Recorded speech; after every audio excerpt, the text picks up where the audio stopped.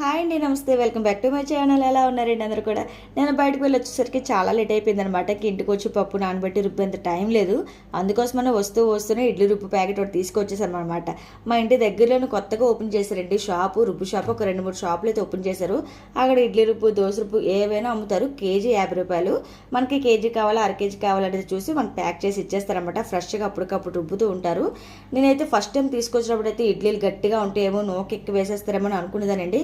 ఏం లేదు, మన ఇంట్లో రెగ్యులర్గా చేసుకునే ఇడ్లీలు ఎంత సాఫ్ట్గా ఉంటాయి, ఇవి కూడా అంతే సాఫ్ట్గా ఉంటాయి అనమాట.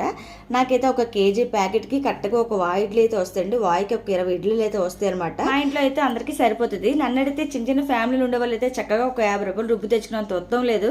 ఎందుకంటే పప్పు నానబెట్టాలి, రుబ్బాలి, నూక కడగాలి, ఇంకా చాలా అన్నట్టు గ్రైండర్ కూడా కడగాలి కదా. దానివల్ల ఇదైతే చాలా బెస్ట్ అని నా ఉద్దేశం. మరి మీరేమంటారు? వీడియో నచ్చితే కనుక లైక్ చేయండి, నా ఛానల్ అయితే సబ్స్క్రైబ్ చేసుకోవడం మర్చిపోవద్దు. బాయ్. మరి మీరు ఎంతమంది ట్రై చేశారు?